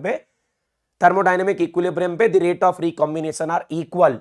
मैं आपको बता रहा हूं जब थर्मोडायनेमिक इक्विलिब्रियम होगा मतलब यहां पे टेम्परेचर सेम होगा और सारी केमिकल प्रॉपर्टीज सेम होंगी, तो रेट ऑफ रिकॉम्बिनेशन इंट्रिंसिक का और रेट ऑफ रिकॉम्बिनेशन एक्सट्रिंसिक का दोनों इक्वल होते हैं। तो R into Ni square is equal to R into Ni into NH, R से R गया, Ni square is equal to Ni into NH। सब कुछ क्वेश्चन में गिवन होगा, ठीक है। आपको करना क्या, Ni दे रखा होगा, Ni दे रखा होगा, NH पूछेंगे, Ni दे रखा होगा, NH दे रखा होगा, Ni पूछेंगे, Ni दे रखा होगा, NH दे रखा होगा, Ne पूछेंगे। इन तीन में से दो चीजें गिवन होंगी, तीसरी गायब कर देंगे और पूछेंगे कितनी है, और गायब करेंगे पूछेंगे कितनी है, ठीक है। तो याद रखना ये thermodynamic relation and the most awaited topic PN junction diode. PN junction diode बढ़िया टॉपिक है भाई, आ जाओ फटाफट से आ जाओ, 15-20 मिनट और दे दो, चैप्टर खत्म हो जाएगा। अभी लगेंगे यार 1 घंटा 10 मिनट में कंप्लीट होगा ये।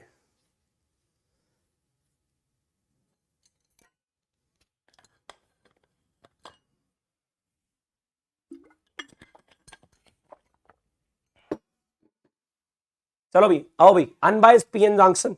अनबायस्ड पीएन जंक्शन का मतलब ऐसा पीएन जंक्शन जिसके अक्रॉस बैटरी नहीं लगी हुई, ऐसा पीएन जंक्शन जिसके अक्रॉस बैटरी नहीं लगी हुई। सुपर चैट ऑफ ₹90 फ्रॉम भूमिका, thank you so much sir, आप ना होते तो क्या होता, थैंक यू। नमनजीत यादव का super chat of 29-30 around, thank you so much for your support, thank you so much, ठीक है। और भाई आपको बता दूं जो बच्चे फिर से श्योर शॉर्ट बैच के अंदर अभी तक नहीं आए हैं, they can come in a sure short batch and practice lot of questions on this. More than 50 questions हम आपको मैथ्स और फिजिक्स के कराने वाले हैं, ठीक है। और कोड आपको पता है खट्टर 10, लिंक मैं आपको अभी टेलीग्राम पे प्रोवाइड कर दूंगा जैसे ही क्लास खत्म होगी। अगर आप टेलीग्राम पे नहीं हो तो टेलीग्राम पे जरूर आ जाना, ठीक है। आ जाओ एक बार चलते हैं यार। अनबायस्ड पीएन जंक्शन की बात करता हूं, यहाँ पे अनबायस्ड पीएन जंक्शन में होता क्या, देखो पीएन जंक्शन की बात करता हूं, पीएन जंक्शन के अंदर होता क्या, आपने एक सिलिकॉन क्रिस्टल को इस तरीके से डॉप्ट करना है, एक सिलिकॉन क्रिस्टल को इस तरीके से डॉप्ट करना है ताकि उसका हाफ साइड पी की तरह करे और हाफ साइड एन की तरह, हाफ साइड पी की तरह करे और हाफ साइड एन की तरह, ठीक है। A single crystal of silicon is doped in such a manner that half portion of it act as p-type semiconductor and another half act as n-type semiconductor. In n-type semiconductor, electrons are majority charge carriers and in p-type semiconductor, holes are majority charge carriers. मान रहा हूं यहाँ पे n-type है तो electron का number ज्यादा दिख रहा है, ये p-type है तो होल्स का नंबर ज्यादा दिख रहा है। क्या आपको ये बात पता है भाई, अगर किसी जगह हायर कंसंट्रेशन ऑफ इलेक्ट्रॉन है तो वो इलेक्ट्रॉन अपने आप लोअर कंसंट्रेशन की तरफ मूव होना शुरू हो जाएंगे, वो इलेक्ट्रॉन अपने आप लोअर कंसंट्रेशन की तरफ मूव होना शुरू हो जाएंगे, ठीक है। In N type semiconductor electrons are majority charge carriers and P type semiconductor holes are majority charge carriers. The process used, मैं आपको क्या बोल रहा हूं, इलेक्ट्रॉन जो है वो एंड में ज्यादा है, वो पी की तरफ डिफ्यूज होंगे, इलेक्ट्रॉन पी की तरफ डिफ्यूज होंगे, होल्स एन की तरफ डिफ्यूज होंगे, होल्स एन की तरफ डिफ्यूज होंगे, होल्स एन की तरफ डिफ्यूज होंगे, ठीक है। तो भाई यहां से देखो मैं बोल रहा हूं एक इलेक्ट्रॉन यहां था, एक इलेक्ट्रॉन यहां पे था, एक इलेक्ट्रॉन यहां पे था, ये अपने अंदर चल रहा है, अपने अंदर इधर उधर जाएगा, जंक्शन के पास जाएगा। अब पहले तो यार ये जंक्शन क्या होता है, ये जो बाउंड्री है, the boundary that separate the P and N type semiconductor, जो सेपरेट करती है पी और एन को, that boundary is called junction. उस बाउंड्री का नाम क्या होता है, जंक्शन, ठीक है। उस बाउंड्री का नाम क्या होता है, जंक्शन। मेरी बात ध्यान से सुनेंगे, इलेक्ट्रॉन अगर अपने उसी सेमीकंडक्टर के अंदर मूव कर रहा है, दैट इज कॉल्ड ड्रिफ्टिंग, और जब ये दूसरी साइड चला जाएगा, that is called diffusion, that is called diffusion.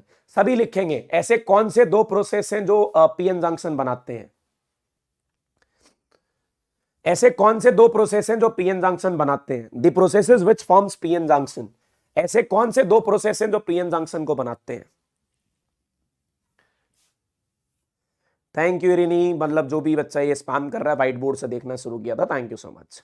बहुत बढ़िया, डिफ्यूजन और ड्रिफ्टिंग डिफ्यूजन और ड्रिफ्टिंग ऐसे दो प्रोसेस है जो पीएन जंक्शन डायोड को बनाते हैं, जो पीएन जंक्शन डायोड को बनाते हैं। The process used in formation of PN junction diode are diffusion and drifting. ये एक प्रीवियस ईयर का क्वेश्चन है, आपको पता होना चाहिए। दो प्रोसेस होते हैं, एक डिफ्यूजन होता है और दूसरा ड्रिफ्टिंग होती है। एक डिफ्यूजन होता है और दूसरा ड्रिफ्टिंग होती है। इलेक्ट्रॉन कहां से कहां तक डिफ्यूज होंगे? The electron diffuse from higher concentration to lower concentration, that is from N to P, N से पी की तरफ डिफ्यूज होंगे, और and holes diffuse from P to N, और जो होल्स है वो कहां से कहां तक डिफ्यूज होंगे? P to N. अब होगा क्या, जब ये डिफ्यूजन करेंगे ना, अब इलेक्ट्रॉन कहां चले गए? पी की तरफ, और होल्स कहां चले गए? एन की तरफ, और होल्स कहां चले गए? एन की तरफ। कुछ एक रिकंबाइन हुए, रिकंबाइन होने के बाद जो बच जाएंगे वो जंक्शन के पास आ जाएंगे, वो जंक्शन के पास आ जाएंगे जस्ट बिकॉज ऑफ अट्रैक्शन। मैं आपको क्या बोल रहा हूं? Electron diffuse from N to P and holes diffuse from P to n, where they recombine with the opposite ions, और वहां पे जाके उस दूसरे आयन से कंबाइन होंगे, और जो बच जाएंगे वो जंक्शन के पास आके इकट्ठे हो जाएंगे। और अब ये बिल्कुल अट्रैक्टिव पड़े हुए हैं, ये अब मूवमेंट नहीं शो कर सकते हैं। वो आयंस जो जंक्शन के पास पड़े हुए हैं और इमोबाइल हैं, मूवमेंट नहीं कर सकते, और मूवमेंट नहीं कर सकते, दैट इज कॉल्ड दिस, ये जो आयंस हैं जिस रीजन में पड़े हुए हैं, that is called depletion layer. उसे क्या बोला जाता है? Depletion layer.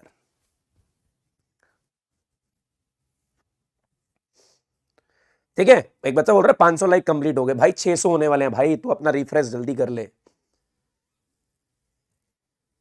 Sir short question लाओ मैथ्स और फिजिक्स के। भाई वो चल तो रहे हैं, अकेडमी पे आ जाओ ना, वहां पे कर लेते हैं शॉर्ट। तो मोस्ट डिफिकल्ट क्वेश्चन है। अब डिफिकल्ट क्वेश्चन यूट्यूब पे कराना सबसे बड़ी मुसीबत है सर, रिपीट ही देखता रह जाऊंगा मैं तो यार। ठीक है, इवन आपको पता है वहां अनअकैडमी पे भी काफी बच्चे उसको रिपीट करने के लिए बोलते हैं, तो लेकिन फिर भी वहां पे कम है तो इसलिए चल जाता है काम।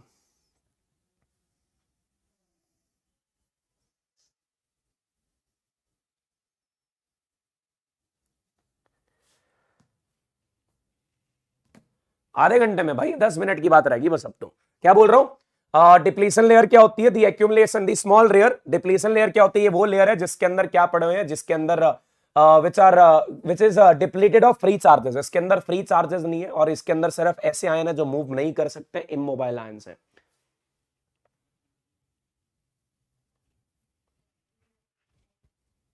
सर आईफोन ले ही लिया ना? हाँ ले लिया भाई, ले लिया।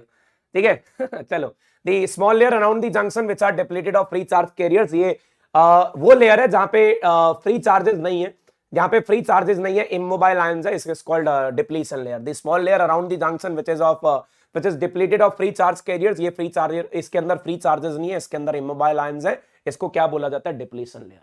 अब यहां पे चार्जेस के अंदर इकट्ठा होने की वजह से, यहां पे चार्जेस के इकट्ठा होने की वजह से यहां पे पोटेंशियल डिफरेंस जनरेट हो जाएगा। होल्स निकल के इधर आ गए, यहां पे पॉजिटिव पोटेंशियल आ जाएगा, इलेक्ट्रॉन निकल के इधर चले गए, यहां पे नेगेटिव पोटेंशियल आ जाएगा।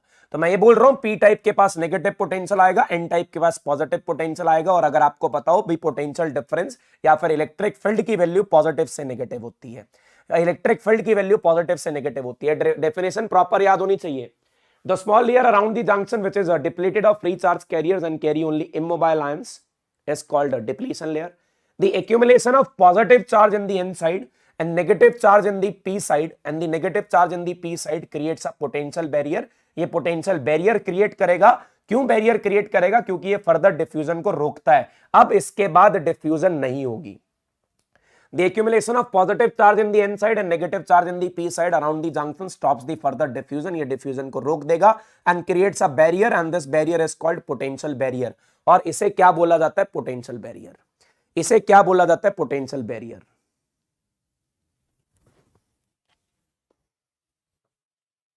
This is called potential barrier. ठीक है, आप ध्यान से सुनिएगा क्या बोल रहा हूं। The direction of potential barrier. अच्छा देखो, पोटेंशियल जो इलेक्ट्रिक फील्ड की डायरेक्शन होती है वो पॉजिटिव से नेगेटिव। अब ये पॉजिटिव से नेगेटिव तो है, लेकिन इसके अंदर सेमीकंडक्टर के अंदर N2P होती है, सेमीकंडक्टर के अंदर N2P होती है। The direction of potential barrier is from N to B।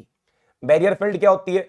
The field ब्यूट। अब यार देखो, अगर पोटेंशियल डिफरेंस है तो इलेक्ट्रिक फील्ड भी होगी, अगर पोटेंशियल डिफरेंस है तो इलेक्ट्रिक फील्ड भी होगी। तो क्या बोला गया? The electric field due to the potential barrier, जो पोटेंशियल बैरियर की वजह से इलेक्ट्रिक फील्ड आएगी, that is called barrier field. उसे क्या बोलेंगे? That is called barrier field. और आपको पता है वो बैरियर फील्ड बहुत बड़ी होती है, क्योंकि डिप्लीशन लेयर छोटी सी होती है। अगर डिप्लीशन लेयर छोटी होगी तो डी छोटा होगा, और अगर डी छोटा होगा तो इलेक्ट्रिक फील्ड बहुत ज्यादा होगी। तो इलेक्ट्रिक फील्ड बहुत ज्यादा होगी, तो इलेक्ट्रिक फील्ड बहुत ज्यादा होगी।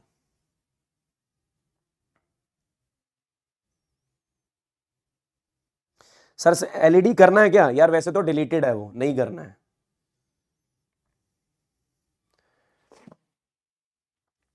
ठीक है ना, वो अब आपको पता चल गया डिप्लीशन लेयर क्या होती है, और इसके अंदर पोटेंशियल बैरियर क्या होता है, बैरियर फील्ड क्या होती है। Effect of doping concentration on depletion layer. फिर बता रहा हूं, अगर आप डोपिंग बढ़ाओगे, if doping concentration is increase, मान लो मैंने यहां पे क्या कर दिया, इलेक्ट्रॉन बढ़ा दिए। अगर इधर इलेक्ट्रॉन बढ़ा दिए तो इलेक्ट्रॉन होल रिकंबाइन हो जाएंगे, अगर इधर होल बढ़ा दिए तो इलेक्ट्रॉन होल रिकंबाइन हो जाएंगे। If the doping concentration is increase, the rate of recombination increases, वो फ्री चार्जेस खत्म होना शुरू हो जाएंगे, डिप्लीशन लेयर छोटी। डोपिंग बढ़ाओ, डोपिंग बढ़ाती रिकॉम्बिनेशन बढ़ेगी, रिकॉम्बिनेशन बढ़ती फ्री चार्जेस खत्म हो जाएंगे, फ्री चार्जेस खत्म हो जाएंगे, डिप्लीशन लेयर छोटी हो जाएगी,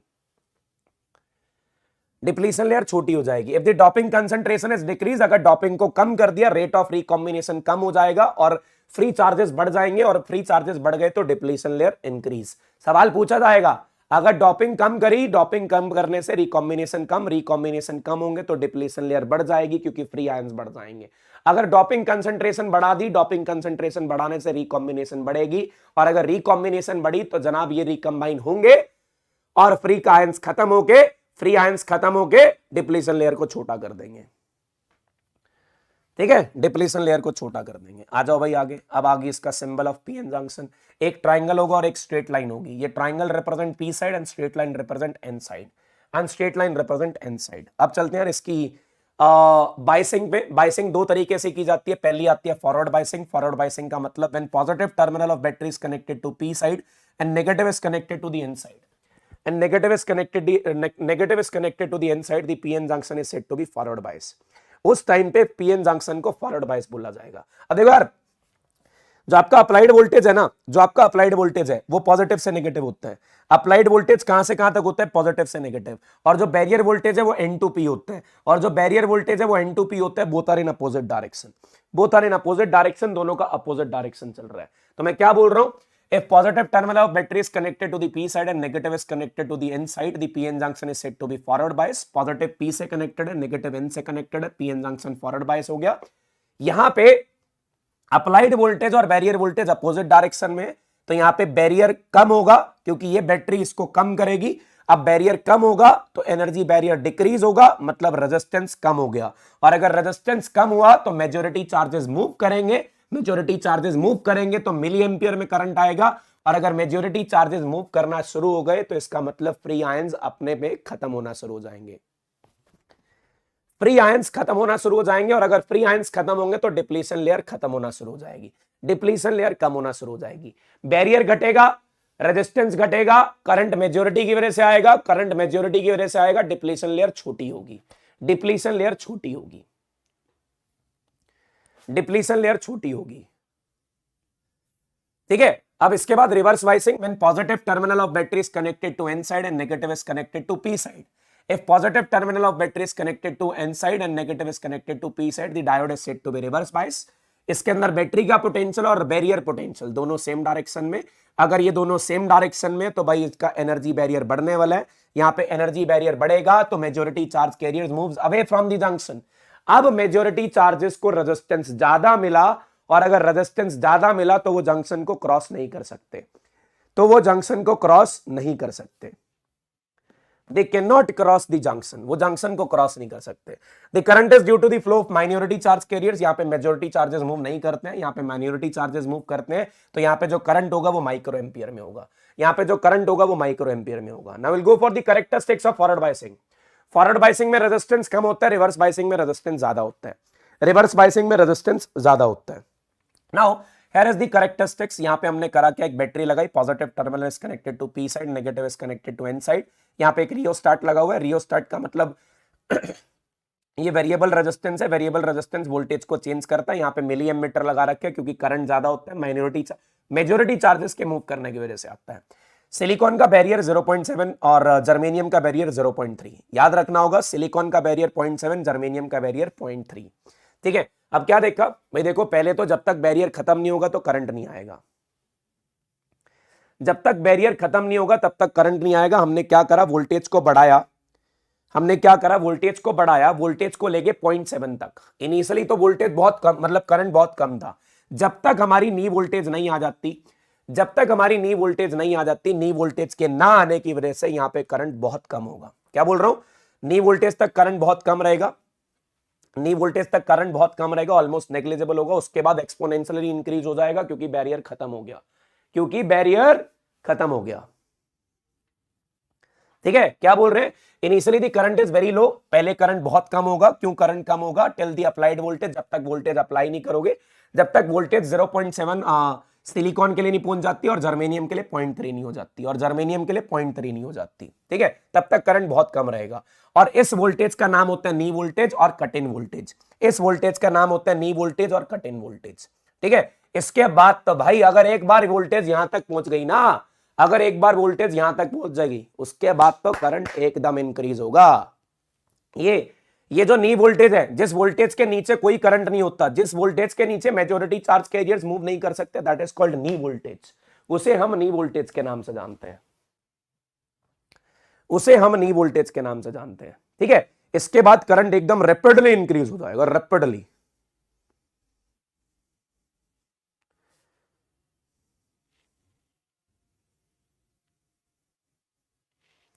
ठीक है, after the knee voltage current increases exponentially, एकदम इंक्रीज हो जाएगा for a small increase in voltage, छोटी सी वोल्टेज बढ़ाने के बाद, for a because of negligible potential difference, क्योंकि यहां पे पोटेंशियल डिफरेंस बिल्कुल खत्म, यहां पे बैरियर बिल्कुल खत्म, यहां पे बैरियर बिल्कुल खत्म। ठीक है, now here the characteristics of the reverse biasing. Reverse biasing में तो यार करंट होता ही नहीं है, बट होता क्या यार, करंट यहां पे बिल्कुल नेग्लिजिबल होता है, बिल्कुल कम करंट होता है, क्योंकि यहां पे रेजिस्टेंस ज्यादा होता है, क्योंकि ऑपोजिशन ज्यादा होती है। यहां पे सिर्फ माइनॉरिटी चार्ज के मूव करने की वजह से करंट आता है, और इस करंट का नाम होता है रिवर्स सैचुरेशन करंट। लेकिन एक वोल्टेज के बाद यहां पे करंट एकदम इंक्रीज हो जाता है। जिस वोल्टेज पे करंट एकदम इंक्रीज होता है, that is called reverse breakdown voltage और जेनर ब्रेकडाउन वोल्टेज। ठीक है, हाँ, जेनर डायोड सिलेबस में नहीं है, इसका रीजन हमारे सिलेबस में नहीं है, why there is a breakdown, इसका रीजन हमारे सिलेबस में नहीं है। Initially the current is very slow, बहुत कम है, it is due to the flow of minority charge carriers, बहुत छोटा करंट है माइनॉरिटी चार्ज की वजह से, and this current is called reverse saturation current. After the sufficiently high voltage, इस वोल्टेज के बाद क्या होगा, एक वोल्टेज के बाद करंट एकदम से इंक्रीज हो जाएगा, और जिस वोल्टेज पे करंट एकदम से इंक्रीज होगा, that is called reverse breakdown voltage और Zener breakdown voltage, that is called Zener breakdown voltage. ठीक है, क्या ये बात क्लियर है? और भाई मुझे याद कमेंट चाहिए वीडियो पे कि भाई ये रैपिड रिवीजन कैसी लगी और क्या आपको ये सेमीकंडक्टर आता है कि नहीं। अब एक साथ ग्राफ बना रखा है यार, ये फॉरवर्ड बायसिंग का नी वोल्टेज के बाद इंक्रीज होगा, पहले सैचुरेशन करंट चलेगा, उसके बाद एकदम से इंक्रीज होकर क्या बनेगा, जेनर ब्रेकडाउन वोल्टेज बनेगी, जेनर ब्रेकडाउन वोल्टेज बनेगी। जैसे आपने ओम्स लॉ में रेजिस्टेंस पढ़ा है ना, V is equal to IR, जैसे आपने रेजिस्टेंस पढ़ा V is equal to IR, वैसे ही डायनामिक रेजिस्टेंस क्या होता है, ratio of change in voltage to the change in current, ratio of change in voltage to the change in current, कितना voltage change हुआ टू द कितना current change हुआ, इसके रेशो को क्या बोला जाता है, dynamic resistance. This ratio is known as dynamic resistance. ठीक है, यहां पे डायनामिक रेजिस्टेंस मिलेगा, इस पे न्यूमेरिकल आता है, ध्यान रखना, इस पे न्यूमेरिकल आता है। हाँ भाई, आखिरी topic, diode as a rectifier. Diode as a rectifier, rectifier क्या होता है भाई,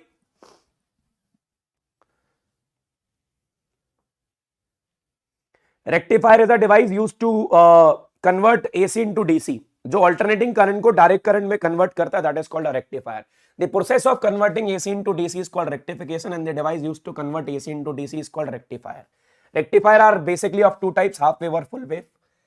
और इसका प्रिंसिपल क्या है, जब डायोड फॉरवर्ड बायस होगी तो कंडक्ट करेगी, जब डायोड रिवर्स बायस होगी तो वो कंडक्ट नहीं करेगी। मतलब डायोड के अंदर से तभी करंट आएगा, डायोड के अंदर से तभी करंट आएगा जब वो फॉरवर्ड बायस है, अगर वो रिवर्स बायस है तो उसके अंदर कोई करंट नहीं होगा, अगर वो रिवर्स बायस्ड है तो उसके अंदर कोई करंट नहीं होगा।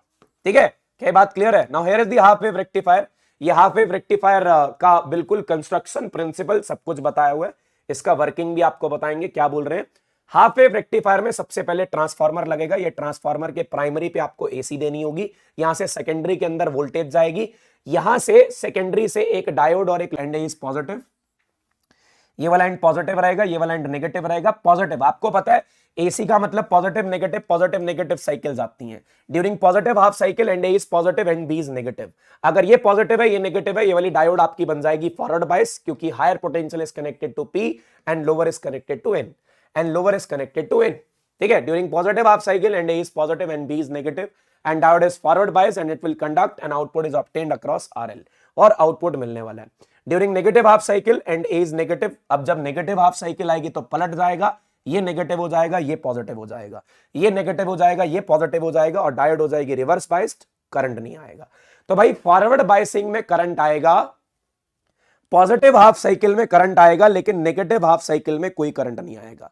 लेकिन नेगेटिव हाफ साइकिल में कोई करंट नहीं आएगा। तो मैं आपको बता दूं, during positive half cycle it is forward biased and during negative half cycle it is reverse biased.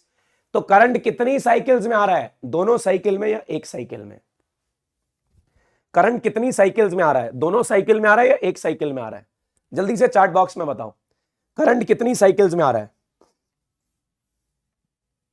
Current कितनी साइकिल्स में आ रहा है, बता दो यार।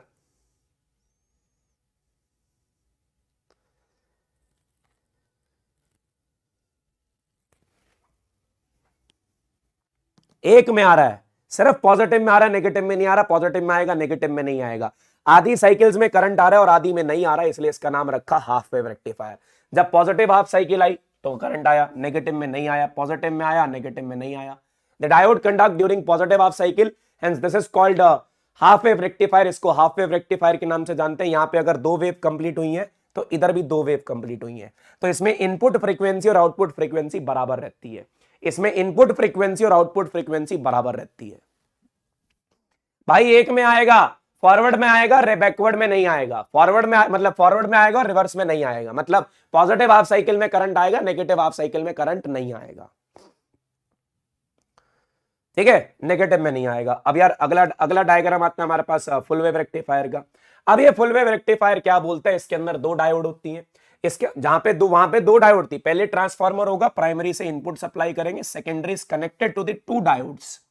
ये पहली डायोड, नीचे भी एक डायोड, ये डायोड D1, ये डायोड D2, और बीच में एक लोड रेजिस्टेंस यहां लगेगा। ये बीच में एक लोड रेजिस्टेंस यहां लगेगा, और ये जो सेंट्रल टैप है ना, सेंट्रल टैप, ये सेंट्रल टैप का मतलब ऐसे इसको बांध रखा है ऊपर से। अगर इसके ऊपर टैप कर रखा है तो यहाँ पे ये जो टैप कर रखा है ये पॉजिटिव है, तो ये नेगेटिव है। मतलब ये जो ऊपर वाला एंड है और ये जो नीचे वाला एंड है, ये सेंट्रल टैप के रिस्पेक्ट में अपोजिट फेज में चलेगा। मतलब अगर एक पॉजिटिव तो दूसरा नेगेटिव, एक पॉजिटिव तो दूसरा नेगेटिव। ठीक है, क्या बोल रहा हूं, ड्यूरिंग पॉजिटिव हाफ साइकिल। अब देखो यार ये डायग्राम है, ड्यूरिंग पॉजिटिव हाफ साइकिल ये एंड पॉजिटिव होगा, ये नेगेटिव होगा, ए पॉजिटिव होगा, बी नेगेटिव होगा। If positive is connected to P side, this diode will become forward biased, और if negative is connected to positive side, this diode will become reverse biased. ये reverse bias हो जाएगी। तो क्या बोल रहा हूं, during positive half cycle and A is positive, B is negative, this diode D1 is forward biased, D2 is reverse biased. तो ये करंट का पाथ होगा और इधर करंट जा रहा है। And during negative half cycle, this end A will become negative and B will become positive. This diode D1 will become reverse bias and D2 will become forward bias. फिर यहां से current निकल के जाएगा और इस तरफ।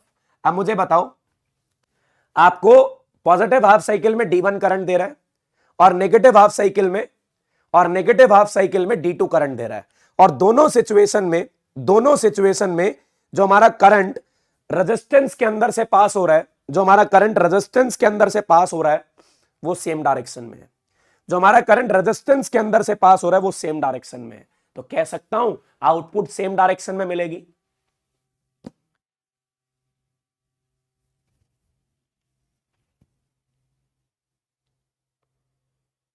आउटपुट सेम डायरेक्शन में मिलेगी।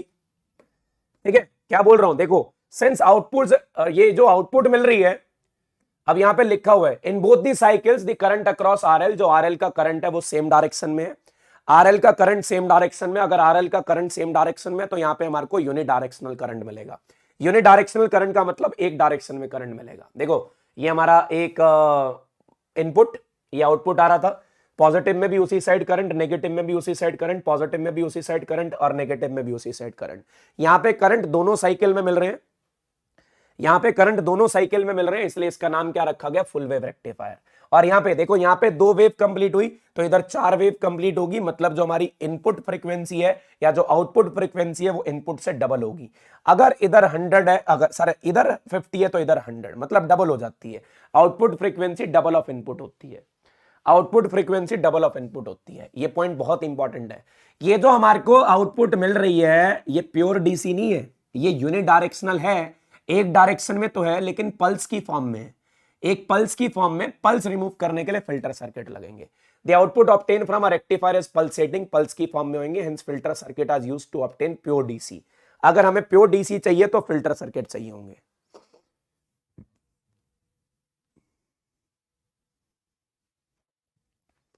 तो फिल्टर सर्किट चाहिए होंगे, ठीक है। अब एक बच्चा पूछ रहा है डायोड क्या होती है। भाई ऐसी ऐसी चीज जिसके अंदर 5 वर्ड आते हैं, DIODE डायोड, और जिसकी स्पेलिंग डी से शुरू होकर ई पे खत्म होती है उसको डायोड बोलते हैं।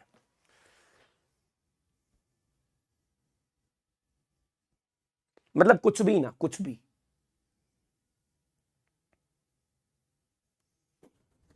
हाँ, 1 साल वाले लेक्चर इनफ है उसके लिए।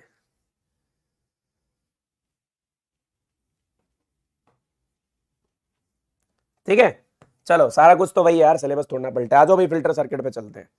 अब यार ये फिल्टर सर्किट ना 2 तरीके के हैं, एक आता है शंट कैपेसिटर। पहला आएगा शंट कैपेसिटर। सर पढ़ाई करने का मन नहीं कर रहा है, क्या करें, डांस करो। अरे भाई पढ़ लो ना, पेपर आ रहे हैं तुम्हारे यार। आखिरी है ड्रिफ्ट करंट।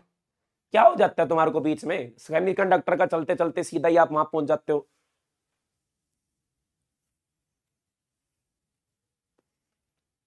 सर डायोड के बारे में इतना पता है, कुछ नवा बताओ। भाई तेरे को अगर पीछे से शुरू करेगा ना उसकी स्पेलिंग ई से शुरू होगी, तेरे को पता है। चल पढ़ ले इधर। और ये ऐसे बच्चे तंग कर रहे हैं जो ऑफलाइन में 2 बार चैप्टर पढ़ चुके हैं, है ना, और वो भी राधिका क्लासेस पे ही। फिर तीसरी बार पढ़ रहे फिर भी पूछ रहे डायोड नहीं। ये तो मजाक करने के लिए बीच में आया, इसके लगेंगे नहीं अगर ये ऐसी हरकतें करेगा तो। सुन 200 के कहा, तुम लोग कहाँ शेयर करोगे यार, तुम लोग तो भाई छोड़ो। मैं मान के नहीं चल रहा भाई, हमारे 200 के होंगे जल्दी। हाँ भाई, अगर आपने क्या करना है भाई, इसको फिल्टर करना है ना, अरे बहुत सिंपल सा यार, इसका शंट कैपेसिटर फिल्टर। शंट का मतलब पैरेलल, पैरेलल में कैपेसिटर लगा दो, इस रेजिस्टेंस के पैरेलल में कैपेसिटर लगा दो, फिल्टर हो जाएगा। कैसे यार, ये कैपेसिटर पीछे से आ रहा है एसी और डीसी मिलके, मतलब सेम डायरेक्शन में तो आ रहा है, सेम डायरेक्शन में तो आ रहा है, सेम डायरेक्शन में मिलने के बाद पल्स भी आ रही है, सेम डायरेक्शन में मिलने के बाद पल्स भी आ रही है। पल्स हटानी है, एसी कंपोनेंट हटाना है। तुम्हें पता है ये कैपेसिटर डीसी को ब्लॉक कर देता है। जब ये कैपेसिटर डीसी को ब्लॉक कर देगा, क्यों डीसी को ब्लॉक करेगा, कैपेसिटर का रेजिस्टेंस होता है 1/ωc, डीसी के लिए ओमेगा 0 होता है, इसको 0 पुट करेंगे, एक्सेल इनफाइनाइट के बराबर आ जाएगा।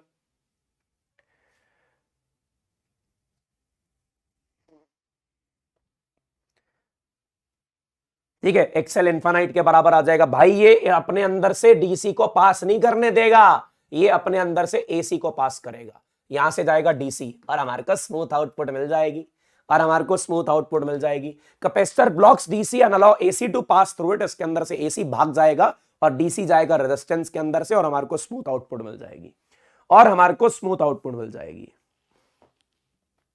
ठीक है, एक और आता है यार सीरीज इंडक्टर। सीरीज में इंडक्टर लगा दो। ये इंडक्टर क्या करेगा, एसी को ब्लॉक कर देगा, क्योंकि एसी को हाई रेजिस्टेंस देता है, एसी का ओमेगा हाई होता है, तो इसको रेजिस्ट कर देगा और डीसी को पास कर देगा। ठीक है, it allow DC to pass through it and blocks AC, AC को ब्लॉक कर देगा और सिर्फ डीसी कंपोनेंट पास करेगा, और हमारे को स्मूथ आउटपुट मिल जाएगी, और हमारे को स्मूथ आउटपुट मिल जाएगी। That's it from the rapid fire of semiconductor. It takes around 1 hour and 10 minutes to complete. Thank you so much for your support. फटाक से शेयर कर दो।